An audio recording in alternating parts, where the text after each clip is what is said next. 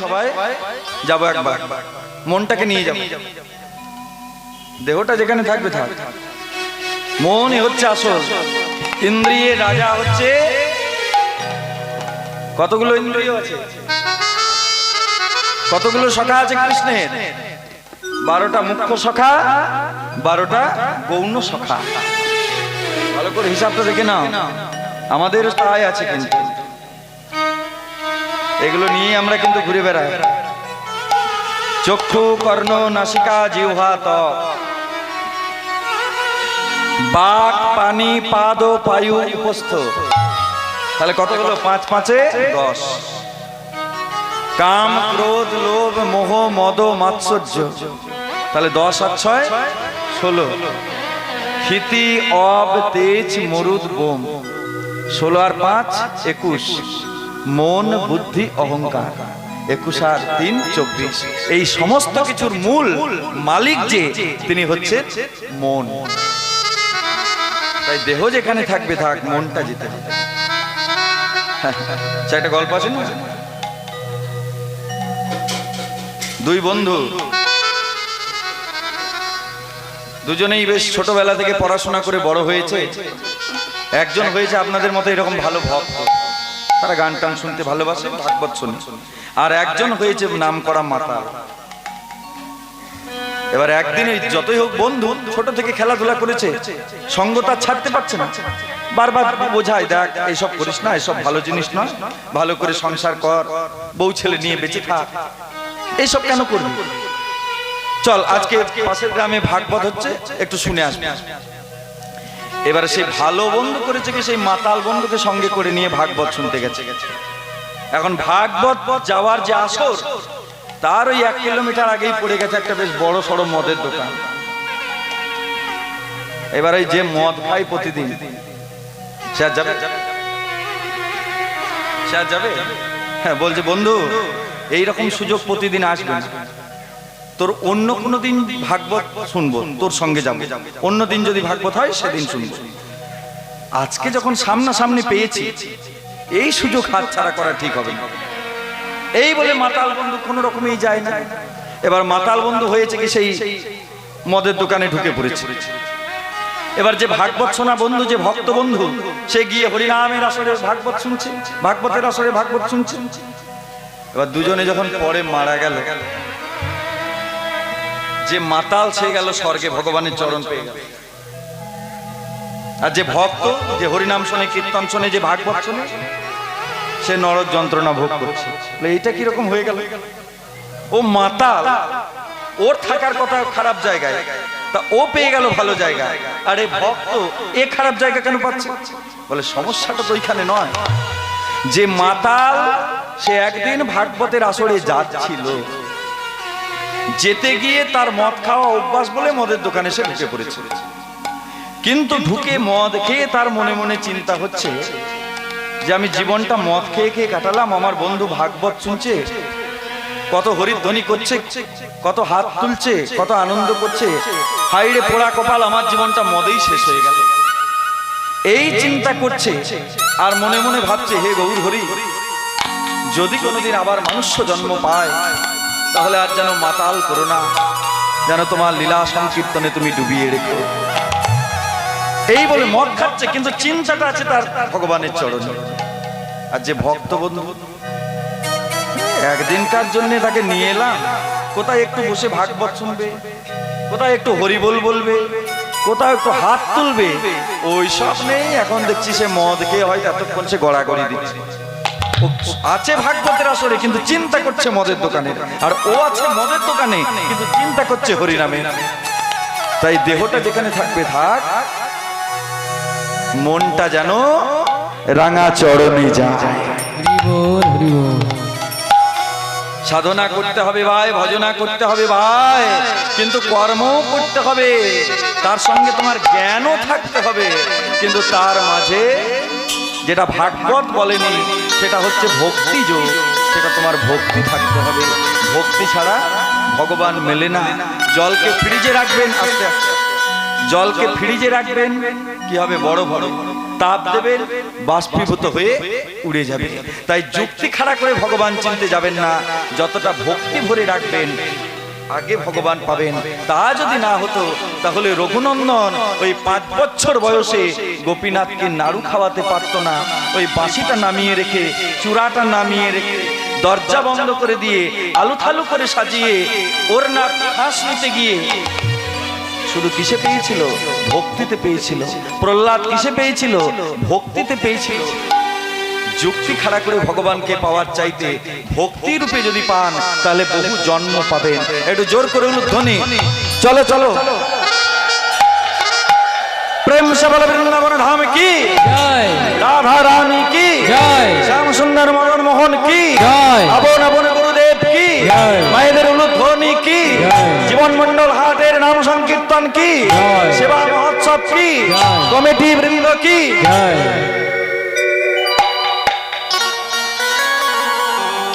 जोर करे हो साधन करना चाहिए मनुआ मनुआ रे मनुआ, साधन करना चाहिए मनुआ, भजन करना चाहिए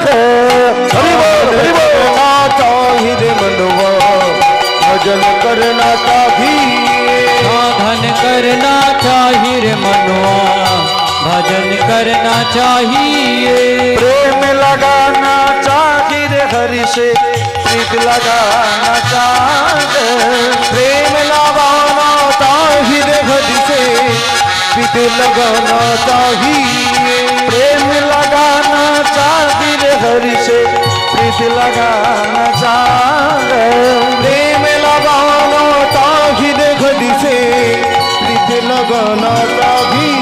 बोलो साधन करना चाहिए मनुआ, भजन करना चाहिए, साधन करना चाहिए मनुआ, भजन करना चाहिए, तुलसी पिंदले हरि मिले तो मैं पिंद गवर छा, पत्थर पूज से हरि मिले तो मैं पूजू पहाड़, पत्थर पूजने से हरि मिले तो मैं पूजू पहाड़, पत्थर पूजने से हरि मिले तो मैं पूजू पहाड़। ও মায়েরা, তুলসীর মালা গলায় পড়লে যদি হরি পাও, এগুলো কিন্তু আমার কথা নয়, এগুলো মীরাবাই বলছে, আসল কথাটা শেষে বলেছে। তুলসীর মালা গলায় পড়লে যদি হরি পাওয়া যেত, এই দেখো আমার গলাতেও 3টে আছে, অনেকের গলায় আছে, তা মালাতে যদি পাওয়া যেত ওই 2-3টে মালা পরে কি লাভ? একটা গোটা তুলসী গাছে ঝাড়কে যদি গলায় পরা যায় তাড়াতাড়ি হবে না? যদি মালাতেই ভগবান মিলে যায় তাহলে 2-3টে মালা পরার চাইতে একটা গোটা তুলসী গাছে ঝাড়কে গলায় যদি ঝোলানো যায় তাড়াতাড়ি পাওয়া যাবে। সে শাশুড়ির সঙ্গে বৌমা একবার কীর্তন শুনতে গেছে, এবার এখনকার বৌমা কেমন হবে? সব ডিস্কো ড্যান্সার।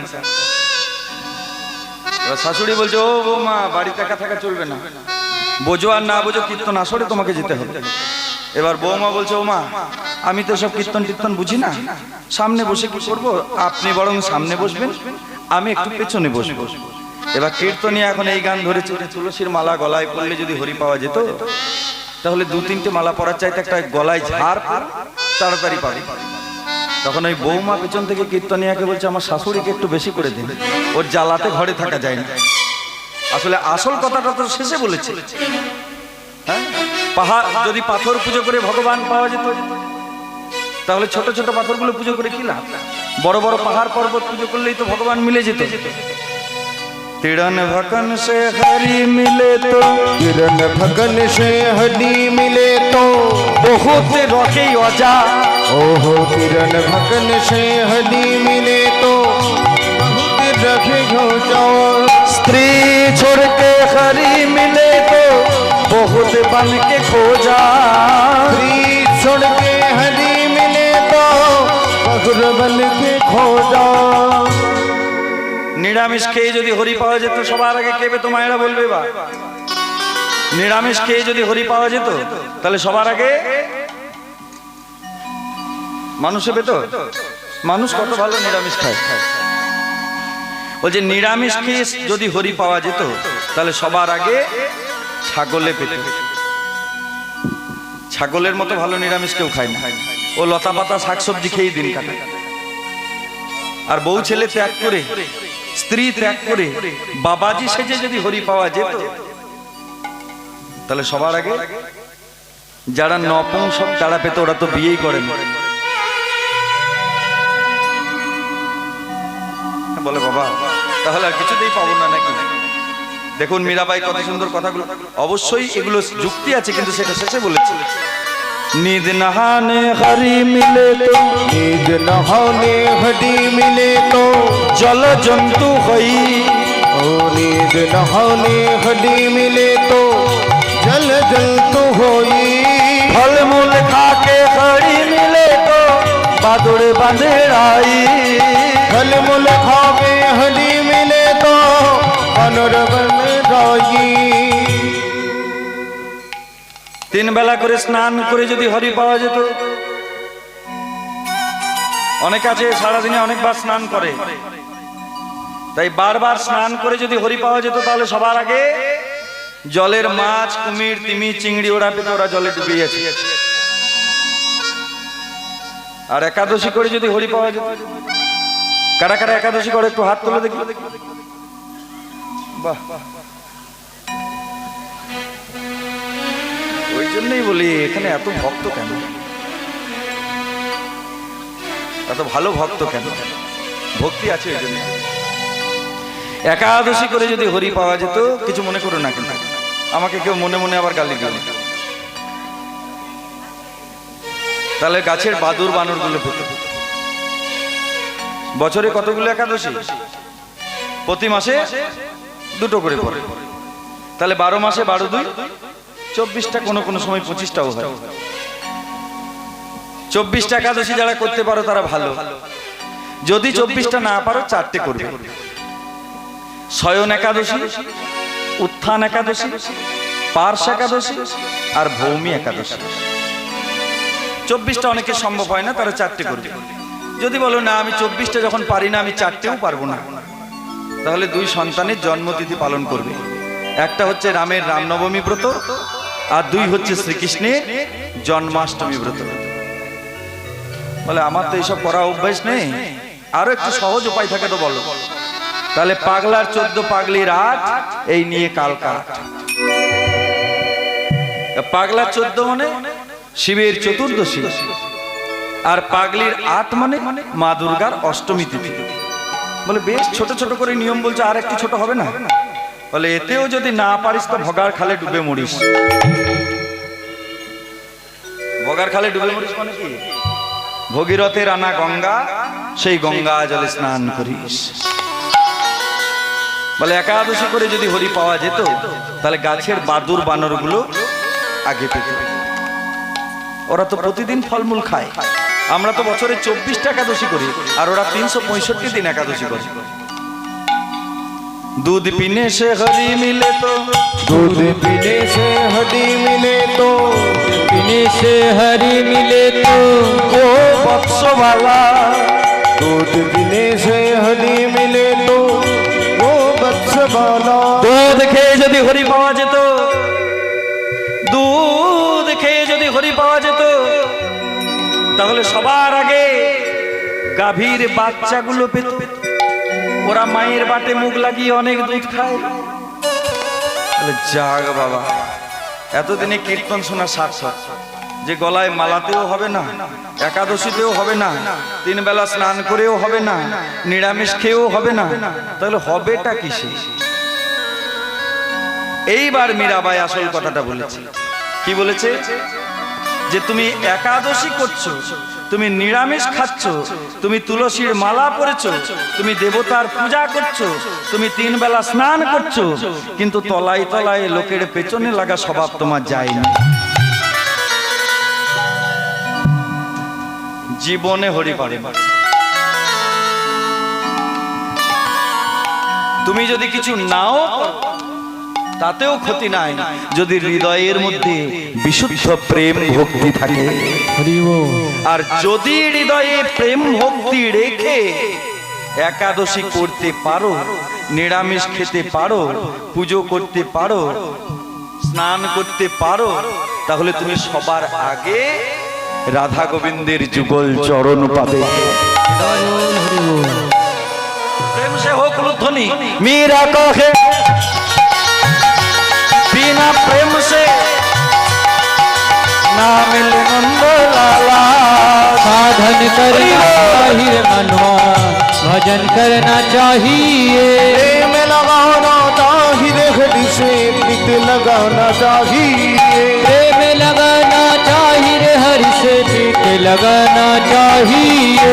साधन करना चाहिए मनवा, भजन करना चाहिए। साधन करना चाहिए मनवा, भजन करना चाहिए। साधन करना चाहिए मनवा, भजन करना चाहिए। बोलो वृंदावन धाम की जय, राधा रानी की जय, सर गोस्वामी पाद की जय, मायदेर उलध्वनि की।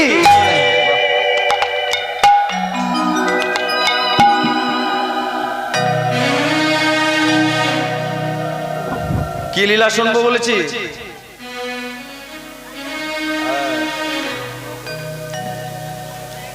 যখন কোন কীর্তনিয়ার কাছে কীর্তন শুনবে, কীর্তনিয়া কি লীলা গাইছে সেইটা নামটা মুখস্থ রাখবে।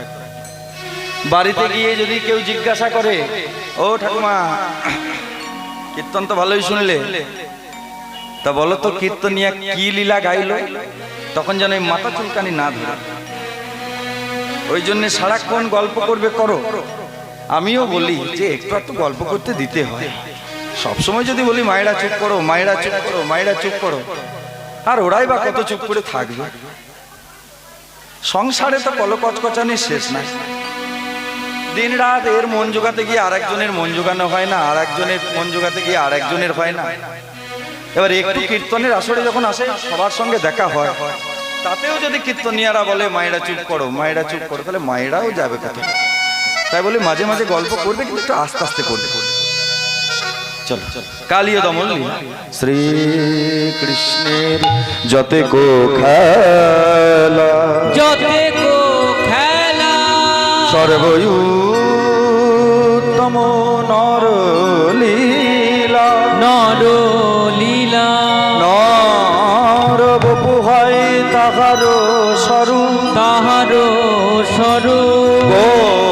গোপবেশ বেণুক বেণুক নব কৈশোর নটব নট, নর লীলা হয় অনুরূপ। তত্ত্ব কাঞ্চন গৌরাঙ্গিনী রাধে বৃন্দাবনেশ্বরী मनेश्वरी শোভানুসুতং দেবী ত্বং নমামি হরিপ্রিয়ে। हरिप्रिये ও কঙ্কড়তি বাচাল चाल কুলংহায়তে গীড়ে যৎকৃপাতমহং বন্দে পরমানন্দ মাধবম।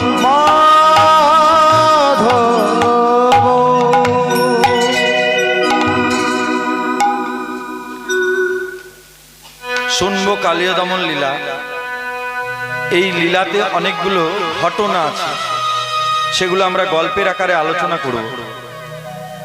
যে গানটা শুনবো, যে লীলাটা শুনবো, সেটা একটু পরিপুষ্টভাবে শুনবো যে ভগবান কেন কালীয় নাগকে দমন করলেন, এবং এটা কি আমাদের শরীরেও হওয়া উচিত, এইটা আগে দেখব। যেটা দেহের সঙ্গে মিলবে সেটা হচ্ছে আমাদের তত্ত্ব, আর এই ঘটনা বা যেটা ঘটেছে সেটা হচ্ছে গল্প, আর তার মাঝে থাকবে পদাবলী, এইটা হচ্ছে কীর্তন। পায়েস করতে গেলে মায়েরা কি চায় বলো দেখি? দুধ চায়, আতপ চাল চায়, চিনি চায়। পায়েস যদি করতে হয় দুধ, আতপ চাল, চিনি। আপনি কাজু কিশমিশ দিলে ভালো, আপনি অনেক কিছু দিতে পারেন, কিন্তু আচ্ছা বলুন, দুধটা না দিলে হবে? চিনিটা যদি না দেন হবে? আতপ চালটা যদি না দেন হবে? কিন্তু কাজু কিশমিশ না দিলেও হবে। তাই কীর্তন যখন হবে, যে লীলা পরিবেশন হবে, সেই লীলার মুখ্য হচ্ছে পদাবলী, যেগুলো আমরা গান বলে প্রচার করি। আর এই পদাবলীর ব্যাখ্যা এবং ঘটনা এগুলো কিন্তু চাই। আমি এদিক ওদিক দু চারটে কথা বলবো, দু চারটে গান গাইবো, সেইটা হচ্ছে কাজু কিশমিশ, ওটা না করলেও চলবে, কিন্তু দুধ চিনি আতপ চাল এই তিনটে কিন্তু চাই। কালীয় দমন লীলা, যমুনার একটা বিরাট বড় অংশ যেটা কালীয় হ্রদ নামে পরিচিত, খুব মন দিয়ে, সেটা হলো কিভাবে? একটা নদী জন্ম থেকে দেখছি একই পথে অতিবাহিত হচ্ছে, একই পথে যাচ্ছে, জন্ম থেকে দেখছি। হঠাৎ করে দেখলাম কোন একটা বছরে খুব বড় বন্যা হলো। সেই বন্যাটা 1 মাস থাকার পরে যখন শেষ হয়ে গেল, তখন দেখছি যে নদীটা যে গতিপথে চলছিল সেইটাতে না চলে একটা নূতন গতিপথ সৃষ্টি করে দিয়েছে। এই নূতন গতিপথে নদী কিন্তু আবার 12 বছর চলছে। এই 12 বছর চলার পর আবার ভয়ঙ্কর বন্যা নদীতে। সেই বন্যা যখন 1 মাস পরে আবার শেষ হলো, তখন দেখা গেল ওই নদীটা সেই পুরাতন গতিপথে আবার চলতে শুরু করেছে। এই মাঝখানে 12 বছরের জন্য যে একটা আলাদা পথ সৃষ্টি করেছিল, সেইটা পথ না থেকে একটা বাঁকে পরিণত হয়েছে, একটা হ্রদে পরিণত হয়েছে। সেই জায়গায় কালীয় নাগ বিরাজ করত বলে সেই জায়গাটির নাম হয়েছিল কালীয় হ্রদ। কালীয় হ্রদ ভগবান কৃষ্ণ করলেন কি? তার মাথার উপর নৃত্য করে তার বিষদন্তগুলোকে ভেঙে দিয়ে চরণে তার চিহ্ন রেখে দিয়ে, চরণের চিহ্ন তার মাথার উপর রেখে দিয়ে তাকে ভক্তে পরিণত করলেন। আমাদেরও শরীরে তাই। এই সর্বঙ্গে কামনারূপী কালীয় নাগের বাস, কামনারূপী কালীয় নাগের বাস এই কালীয় হ্রদে, এই দেহ হ্রদে। এইটা একটা হ্রদ, এইটা একটা সরোবর। এই জায়গাতে একজন নাগ বিরাজ করছেন, সেই নাগটি হচ্ছে কামনারূপী কালীয় নাগ। যদি গুরুচরণ আশ্রয় করি, গুরুদেব যদি সেই কামনার বিষদন্তগুলোকে ভেঙে দেন, তাহলে আমাদের এই হ্রদটা পরিষ্কার হবে, নির্মল হবে, আর তবে সেই হ্রদে রাধা গোবিন্দের প্রেম প্রতিষ্ঠা হবে। নিতাই গৌর হরি হরি হরি বল, হরি বল। যতক্ষণ গুরুদেব তার চরণ চিহ্ন না দিচ্ছেন, যতক্ষণ গুরু কৃপা না করছেন, ততক্ষণ কিন্তু এই হ্রদেও কালীয় নাগের কুটিল বিষদন্ত ভাঙবে না। আর যতক্ষণ বিষ থাকবে, ততক্ষণ কিন্তু প্রেম জন্মাবে না। আচ্ছা মায়েরা বলো, যদি বিষ থাকে তাহলে কি প্রেম থাকবে? যদি বিষ থাকে প্রেম থাকবে না। আর যেখানে প্রেম আছে, যেখানে বিশুদ্ধ প্রেম আছে, সেখানে কিন্তু কোনো বিষ থাকবে না। তাই কালীয় হ্রদে ভগবান দেখলেন বৃন্দাবনে যতক্ষণ বিষ থাকবে, ততক্ষণ কিন্তু রাধা গোবিন্দের মিলন হবে না, প্রেম হবে না। আগে কালীয় নাগের কুটিল বিষদন্ত যদি ভাঙতে পারি, তবেই কিন্তু রাধা গোবিন্দের প্রেম হবে, কিন্তু নয়। তাহলে কি করে করব? সেই বিষদন্ত ভাঙবো কি করে? কার আশ্রয় নেব? একটা কাজ করতে হবে, শ্মশানে যজ্ঞ করতে হবে। সব থেকে বড় শ্মশান কোথায়? আপনাদের এই কলকাতায় তো নাম করা শ্মশান আছে, হ্যাঁ, টিভিতে খবরে তো মাঝে মাঝে দেখি। আমাদের বীরভূম জেলাতেও সবাই জানো তারাপীঠ নাম করা শ্মশান। তাছাড়াও আমার যেখানে বাড়ি, ওখান থেকে মুর্শিদাবাদ জেলা বেশি দূর নয়। ওই মুর্শিদাবাদ জেলায় বহরমপুর বলে একটি জায়গা, সবার চেনা। ওই বহরমপুরে গেলেই গঙ্গার ব্রিজ পার করলেই দুদিকে দুটো শ্মশান, দুটো বৈদ্যুতিক চুল্লি। একটার নাম খাগড়াঘাট, একটার নাম গোড়াবাজার। সারাদিনে কতগুলো ডেড বডি যায়? 500 ধরে নিলাম, যায় না। তারাপীঠেও যায় না, বহরমপুরেও যায় না, আপনাদের কলকাতাতেও সে করোনার সময়ের কথা বাদ দেন, এখন হয় না তো। প্রতিদিন 500 মনে অনেক বেশি, আমি বেশি করে বললাম। তাহলে সব থেকে বড় শ্মশান কোথায়? যেখানে অগণিত মৃতদেহ। কারোর জানা আছে সব থেকে বড় শ্মশান? সব থেকে বড় শ্মশান কোথায়? নিমতলা, কালীঘাট, 500-র উপরে যায়। সব থেকে বড় শ্মশান হচ্ছে জীবের এই মানব দেহ। আমরা গুরুচরণ আশ্রয় করি না বলে নিত্য লীলায় অংশগ্রহণ করে প্রতিদিন এই দেখে কোটি কোটি জীবের মৃত্যু ঘটায়। বিশ্ব ব্রহ্মাণ্ডে এই দেহের থেকে বড় শ্মশান আর কোথাও নাই। এই মৃত্যু যদি বন্ধ করতে হয়, একমাত্র সেই ক্ষয় রোগের চিকিৎসা জানে পরম বৈষ্ণব।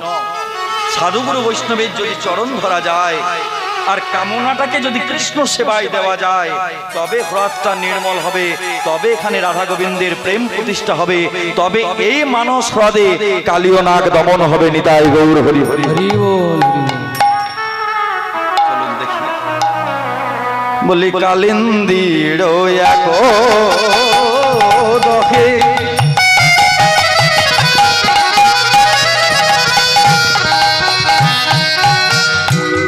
আমার কালিও না তাহারকে ওরে কালে দিত এক জখে কালিও না তাহার ঘে।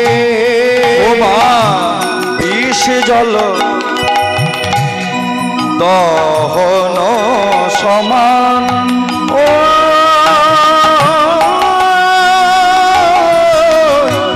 বিষ জল বিষ জল দহন সমান।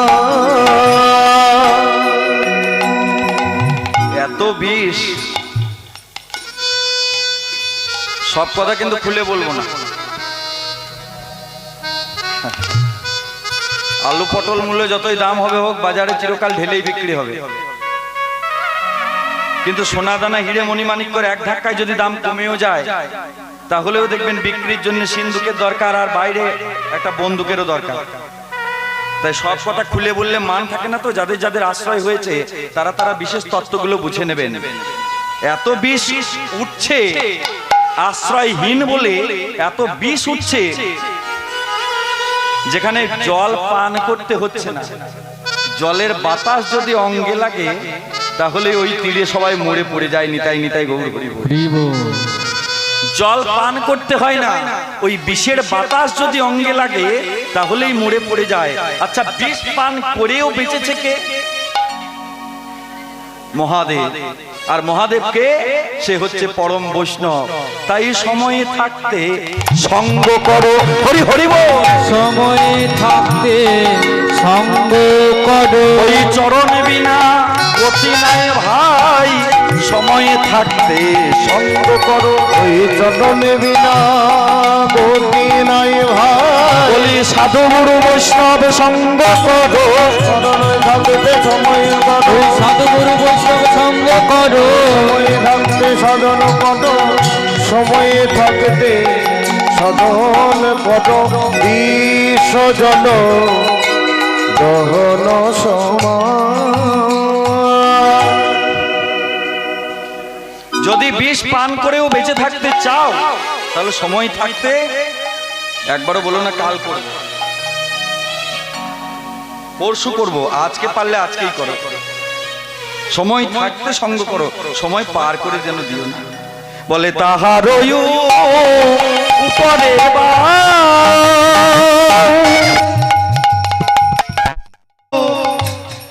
উপরে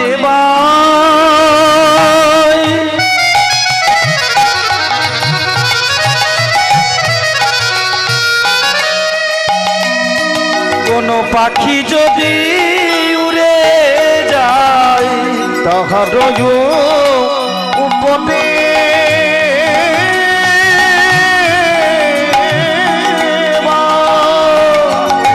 পাখি যদি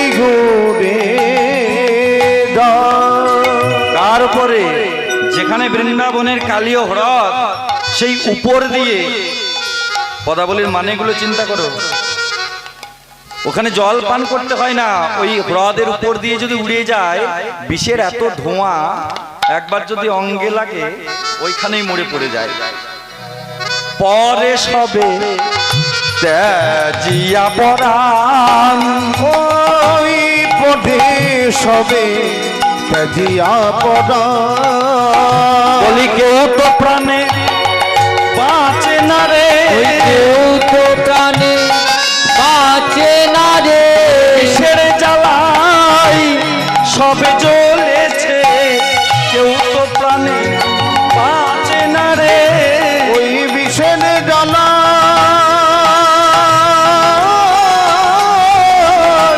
সব মরেছে, একমাত্র কদম্ব বৃক্ষ বেঁচে আছে। বিষের জ্বালাই সব মরেছে, ওই কদম্ব বৃক্ষ বেঁচে আছে, ছেড়ে জ্বালাই সব মরেছে, নানা কেউ তো প্রাণে বাঁচে না রে। পরে সবে ত্যাজিয়া পরাণ, ওই পদে সবে ত্যাজিয়া পরাণ,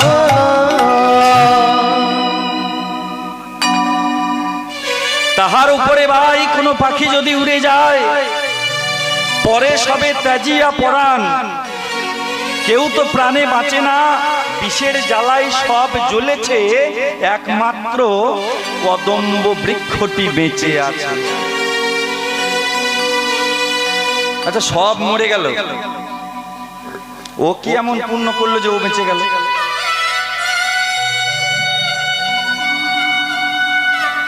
অনেক বড় ঘটনা, একটু মন দিয়ে শুনবো আমরা সবাই। একটু পেছনে যেতে হবে, কারণ ওইখানে ওই বৃক্ষটি এই কারণেই বেঁচে আছে, ওই বৃক্ষের ডালে অমৃত স্পর্শ করেছিল, আর যেখানে অমৃত পড়বে জেনে রাখবেন সেখানে বিষে কিছু করতে পারবে না। কি করে পড়লো অমৃত সেইটা একবার দেখব। কশ্যপ ঋষির অনেকগুলো স্ত্রী, আমরা অন্যদের কথায় যাব না, আমরা দুজনের কথা বলবো। একজনের নাম হচ্ছে মা বিনতা, আর একজনের নাম হচ্ছে কদ্রুর। তাছাড়াও দ্বিতীয় অদ্বিতীয় সমস্ত স্ত্রীগণ আছেন, কিন্তু একজনের নাম বিনতা আর একজনের নাম কদ্রুর। সমুদ্র যখন মন্থন হলো, তখন একটা দেবরাজ ইন্দ্রের ঘোড়া উঠেছিল। সেই ঘোড়াটার নাম কি? উচ্চ শ্রবা, নামটা মনে রাখবে। সমুদ্র মন্থন কালে দেবরাজ ইন্দ্রের যে ঘোড়াটা উঠেছিল, সেই ঘোড়াটার নাম ছিল উচ্চ শ্রবা। এখন বিনতার কদ্রুরের মধ্যে একটু কথা কাটাকাটি চলছে। এ দিদি, ঘোড়ার রং কি? বিনতা বলল সাদা, আর কদ্রুর বলল কালো। তাহলে শোনো, এমনি এমনি বললে হবে না। যার কথা ঠিক হবে সে হবে রাজরানী, আর যার কথা ভুল হবে সে হবে তার দাসী। এবার নারদ মুনি আছে, নারদ খবর নিয়ে দেখলো দেবরাজ ইন্দ্রের যে উচ্চশ্রবা ঘোড়াটা উঠেছে, ঘোড়াটার রং হচ্ছে সাদা। তাহলে আইনত বিনতা জিতে যাচ্ছে, কারণ বিনতা সাদা বলেছে, কদ্রুর কালো বলেছে। এইবার নারদ দেখেছে যে ঠিক আছে, বিনতা যখন জিতে গেল, ঘোড়ার রং যখন সাদা, তাহলে আগে বিনতাকেই খবরটা দিই। তা না করে করেছে কি, কুপরামর্শে ওই বিনতার কাছে না গিয়ে কদ্রুরের কাছে গেছে। এই কদ্রুর, একেই বলে কপা। তুমি বললে কালো, বিনতা বলল সাদা। তুমি হেরে গেলে, তুমি কাল থেকে দাসী, বিনতা জিতে গেলে। চুপ করে যা, একবারে চুপ করে যা। ওই সাদা ঘোড়াকে কি করে কালো করতে হয় সেইটা আমার খুব ভালো করে জানা আছে। সাদা ঘোড়াকে কি করে কালো করতে হয় সেটা আমার খুব ভালো করে জানা আছে। কি কেন? দিদি বিনতাকে বলবেন না যে ঘোড়ার রংটা সাদা। নারদকে চুপ করিয়ে দিলেন। কই রে, আই তো আমার কালো কালো সন্তানেরা। আর কদ্রুর কাদের মা? সর্পকুলের মা হচ্ছে কদ্রুর। কই রে, আই তো আমার কালো কালো সন্তানেরা। এই যত কালো কালো সাপ ছিল, সব কালো কালো সাপ চলে এসেছে। কি করব মা? ওই দেখ দেবরাজ ইন্দ্রের যে উচ্চশ্রবা যাচ্ছে,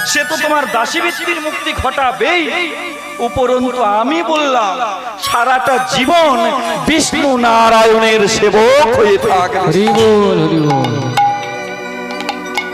500টা বছর মা বিনতা আবার তা দিলেন।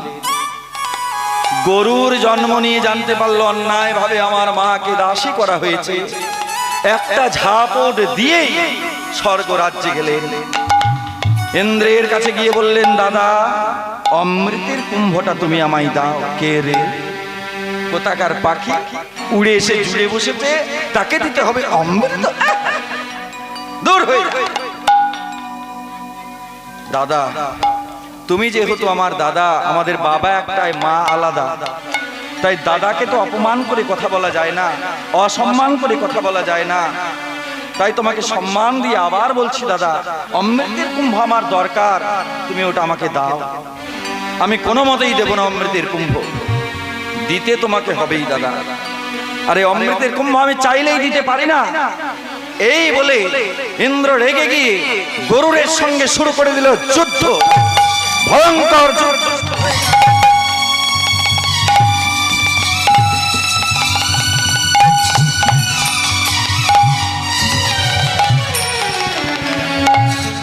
যেই না চলছে ভয়ঙ্কর যুদ্ধ, দেবরাজ ইন্দ্র গরুরকে পারছে না শক্তিতে। কাজের বেগতিক দেখে ইন্দ্রের কাছে ছিল বজ্র, সেই বজ্রটা গরুরের দিকে যেই ছুঁড়ে দিয়েছে, ভগবানের বাহন গরুর দেখলো ইন্দ্রের ওই বজ্র হচ্ছে দধিচি ঋষির হাড় থেকে সৃষ্টি। ওটা হচ্ছে অমোঘ অস্ত্র, একবার নিক্ষেপ করলে কাজ না করে ফিরে আসে না। আমি এক কাজ করি, আমার দেহ থেকে একটা পালককে খসিয়ে ওই বজ্রের সামনে নামিয়ে দিই। যেই না পালকটাকে খসিয়ে বজ্রের সামনে নামিয়ে দিয়েছে, ওই দধিচি ঋষির হাড় থেকে সৃষ্টি সেই অমোঘ অস্ত্র পালকটাকে পুড়িয়ে দিয়ে আবার ফিরে চলে গেল। ইন্দ্র তো অবাক, সর্বনাশ। শোনো ভাই গরু, আমার অস্ত্র কোনোদিন বিফলে যায় না, কিন্তু তোমার পালক পুড়িয়ে দিয়ে তোমাকে ক্ষতি না করে ফিরে এসেছে, নিশ্চয়ই তুমি কোনো বড় ভক্ত। ভাই বলো তোমার কি চাই? আমি তো বললাম দাদা আমার অমৃত চাই। শোনো ভাই, অমৃত চাইলেই দেওয়া যায় না, তবে অমৃত আমি তোমাকে দেব। তুমি এক কাজ করবে, একটা মরা ঘাসের উপর ছিটিয়ে দেবে, মরা ঘাস জেগে উঠবে, তোমার মায়ের দাসীবৃত্তির মুক্তিটা করিয়ে নেবে। আমারই ছেলে, তার নাম হচ্ছে জয়ন্ত, সে অদৃশ্য হতে পারে। সেই জয়ন্ত অদৃশ্য হয়ে আবার অমৃতের কুম্ভটাকে স্বর্গরাজ্যে নিয়ে চলে আসবে। গরুর পক্ষী করলো কি, সেই অমৃতটা যখন আনছিল ওই কালীয় হ্রদের তীরে ওই কদম্বের ডালে কুম্ভটাকে নামিয়ে একটু বিশ্রাম নিচ্ছিল। বাবা,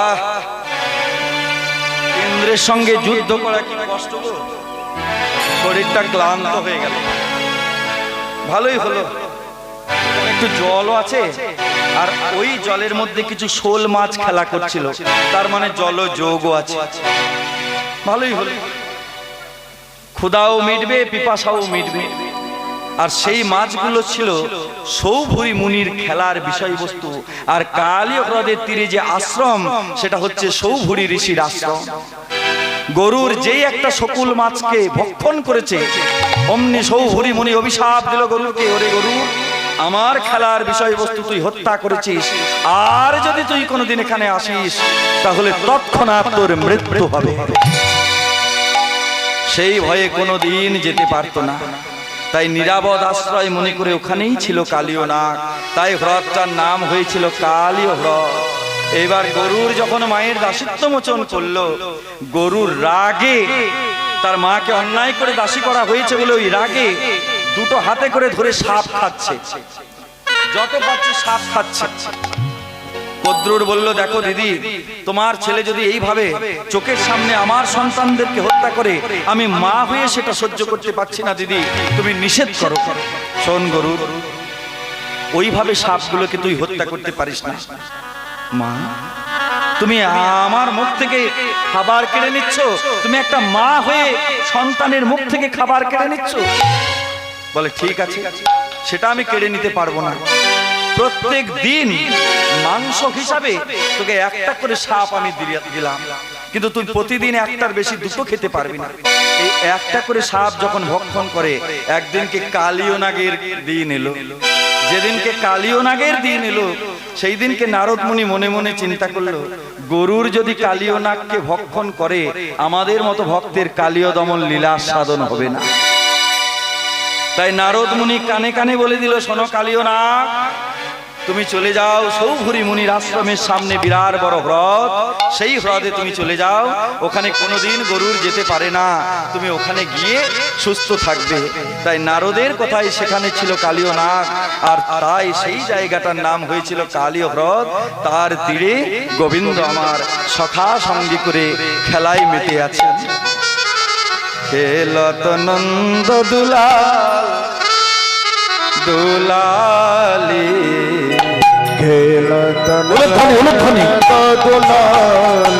দুলালি, খেলো তো নন্দ দুলাল দুলালি, খেলত দুলাল দুলালি, ধবলি শ্যামলি পিয়ালি বলিয়া, ভবনে শ্যামলি পিয়ালি বলিয়া, বলি শ্যামলি পিয়ালি বলিয়া, করে সব রাখালি, খেলত দুলাল দুলালি, খেলো তো নন্দ দুলাল দুলালি, শ্রীদাম সুদাম পাছে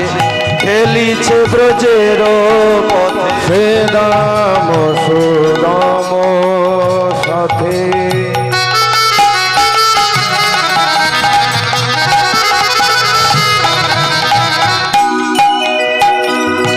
খেলিছে ব্রজের পথে, শ্রীদাম সুদাম সাথে খেলিছে ব্রজের পথে, শ্রীদাম সুদাম সাথে খেলিছে ব্রজের পথে, সুন্দর আনন্দ গোপাল গোপাল, খেলত দুলাল দুলালি, খেলত দুলাল।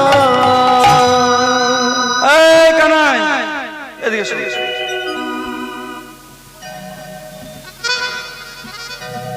অনেকক্ষণ থেকে খেলছে, আর পাচ্ছি না। কোথায় জল পাওয়া যায় বলতে পারিস? গোবিন্দ মনে মনে চিন্তা করছে, কালীয় নাগকে আজকে দমন করবো, দাদা বলরাম আসেনি, কিন্তু কারোর সাথে যদি যুদ্ধ করতে হয় তাহলে তাকে মনে রাগ সৃষ্টি করতে হবে। আমি এক কাজ করি, ওদেরকে ওইখানে জল পান করতে পাঠাই কালীয় হ্রদে। যখনই বিষাক্ত জল পান করবে ওরা অচৈতন্য হয়ে পড়বে, আর তখনই আমি কালীয় নাগকে দমন করব। আর আমার একটা প্রিয় বাছুরকে লেজে জড়িয়ে নিয়ে গেছে, সেই রাগ গোবিন্দের মধ্যে আছে। ঠিক আছে, খেলিতে বিনোদ খেলা,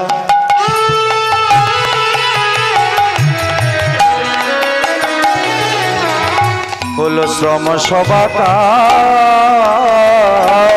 ওই খেলিতে বিনোদ খেলা হলো শ্রম সবাকার, শ্বেত বিন্দু অঙ্গে ঝরে, হলো পিপাসায় কাতো, ওই শ্বেত বিনোদ অঙ্গে ঝরে হলো পিপাসায় কাতো, আর পাচ্ছে না, বড় পিপাসা পেয়ে। এবারে শুকনো মুখ পানে চেয়ে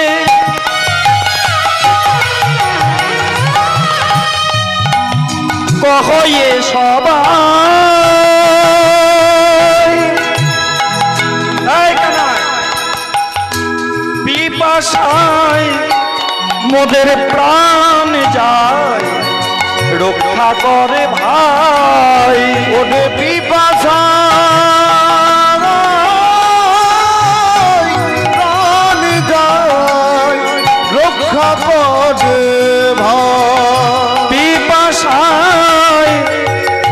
মোদের প্রাণ যায় রক্ষা করে ভাই।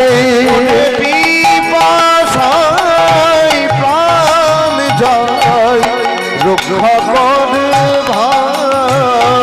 বলে কোথা গেলে জল খেতে পাবো, বলে কোথা গেলে জল খেতে পাবো। বলি আর তো ধৈর্য ধরে না রে, বলে কোথা গেলে জল খেতে পাবো। না না আর তো ধৈর্য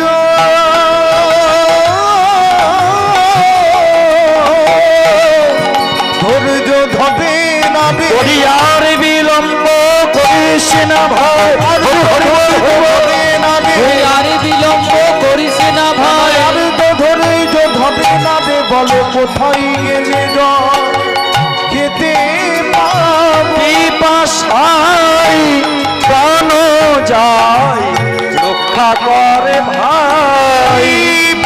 পিপাসায় প্রাণ যায় রক্ষা করে ভাই। ঠিক আছে, সুযোগে বুঝিয়া তবে স্বামী বিনোদিয়া কালিয়া উদ্ধার লাগি মনন করিয়া। মনন করিয়া এই এই ওই যে ওই হ্রদ দেখছে, ওখানে গিয়ে জলপান করে আয়। যেই বলেছে হ্রদ, আর কৃষ্ণ যা বলবে সকারা তাই শুনবে। যত এক রাখাল গণ সবে একত্র হইয়া, একত্র হইয়া কালিন্দির কুলে সবে উপরি লগিয়া। উপনীল গিয়া ভাই কানাই বলেছে জল পান করতে, তার মনে কোনো চিন্তা নেই।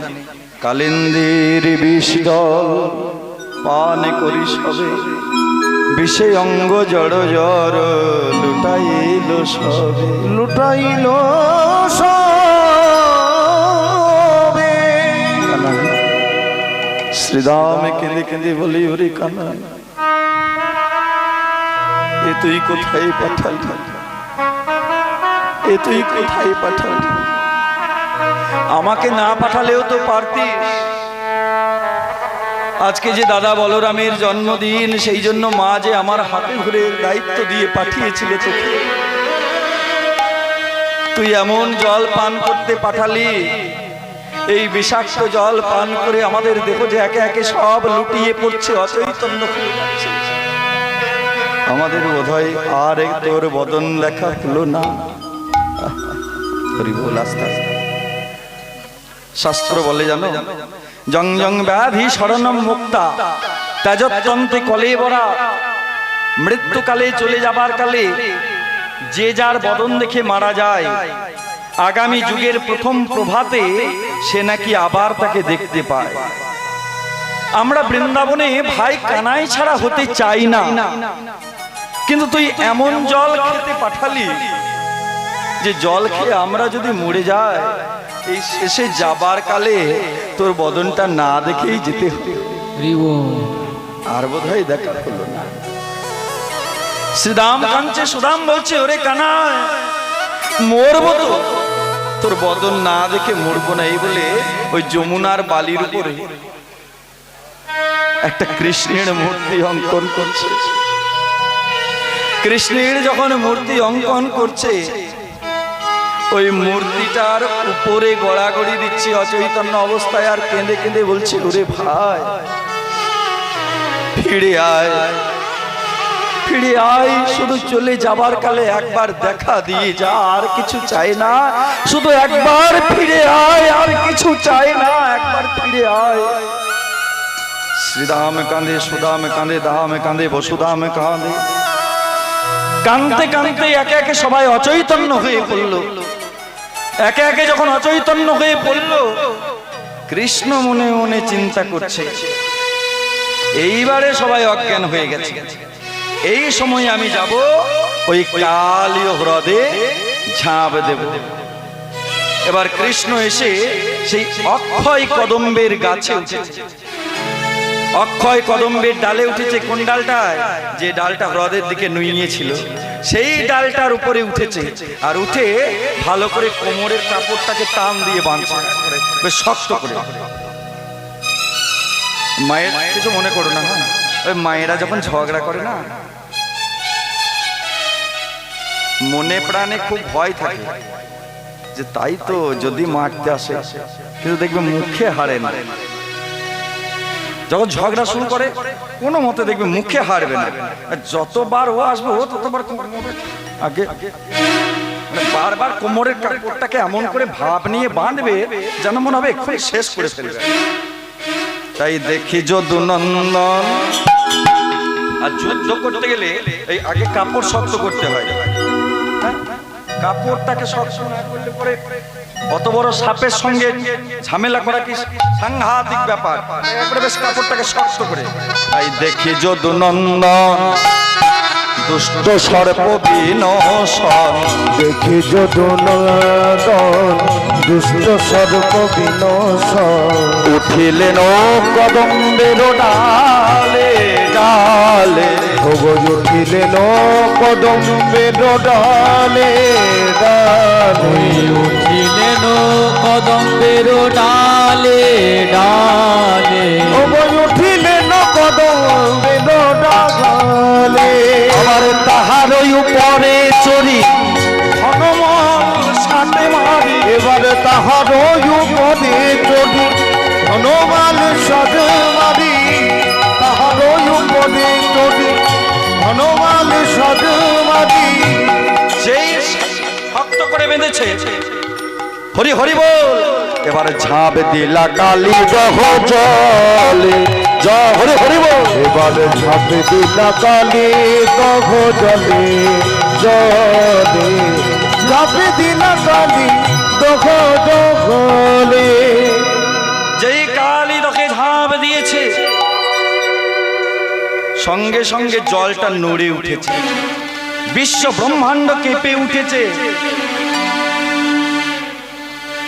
স্বয়ং ভগবান ঝাঁপ দিয়েছে জলে, কেঁপে উঠেছে।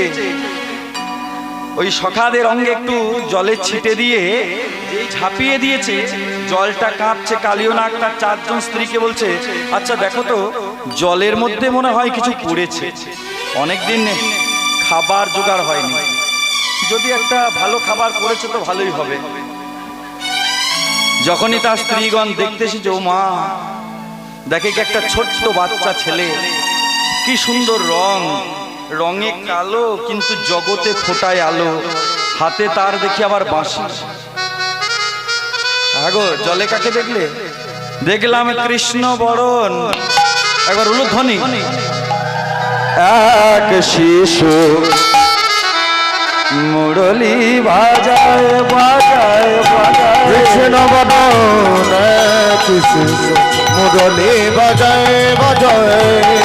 কৃষ্ণ বরণ শিশু মুরলি বাজায় বাজায়। তার বাঁশির গানে বাঁশির সুরে যেন জগৎ ভুলে যায় ভুলে যায়।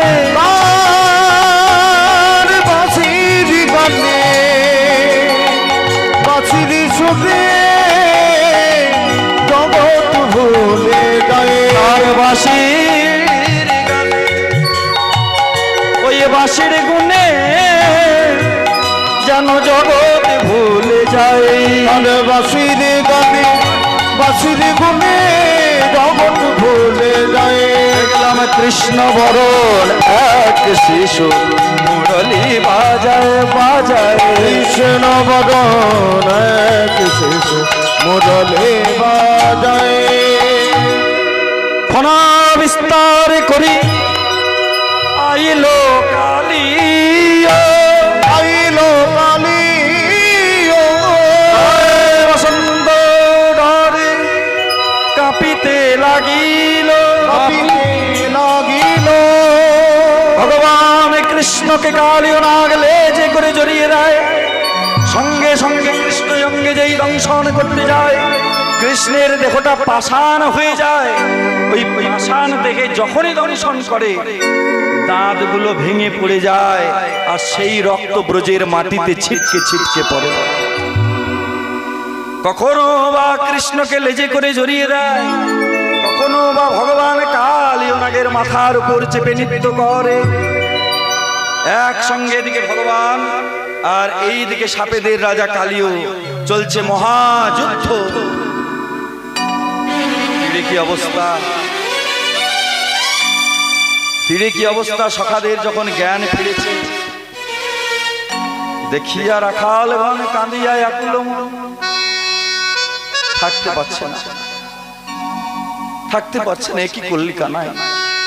ওই বিষাক্ত জলে তুই ঝাঁপ দিলি।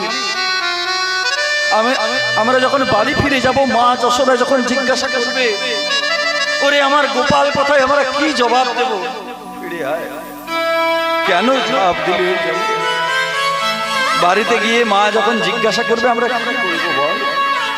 আয়, ফিরে আয়, ফিরে আয়, বল বল। বলে কি বলিয়া যাইব ঘরে, কি বলিব যশোদারে, আমি কি বলিয়া যাব ঘরে, কি বলবো মা যশোদারে। কেন বৎস সবে পরেও ভোরাই, মনে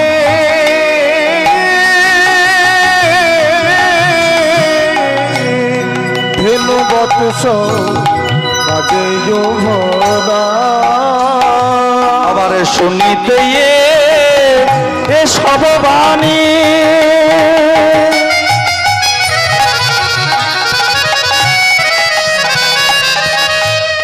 ওই বৃন্দাবনে পাষাণ হইল পানি।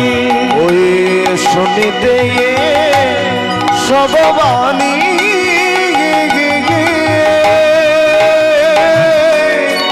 পাষাণ হইল পানি। মাধব অবনি গরি যায়,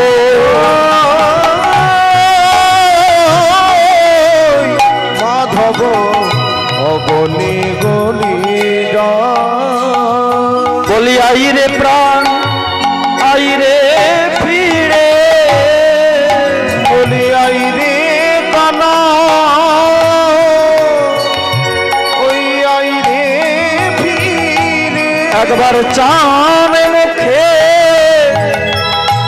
শ্রীদামে বলে, বলি আইরে কানাই, আইরে ফিরে। ওই চাঁদ মুখে